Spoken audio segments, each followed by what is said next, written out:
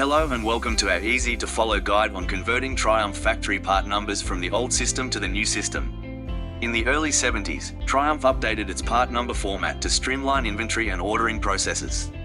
In this guide, we will show you how to replace the old alpha-based prefix with the newer digit prefix. First step, locate the old part number you have in your parts book, which typically follows an alpha-based prefix followed by some numbers. For example, E3974, which is the rotor key from a 1969 Bonneville. Then, on the Trojan Classic Motorcycles website, click the search menu bar, then click on the Triumph part number conversion pop-up link.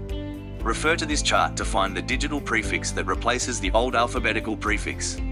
In this case, from the chart, we see that the E converts to 70-, so the old prefix, E, is replaced with 70- and the subsequent numbers from the old part number.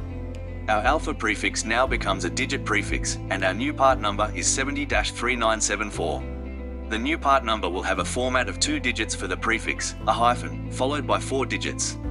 If necessary, we might need to pad the number with leading zeros to maintain the 4-digit format after the dash.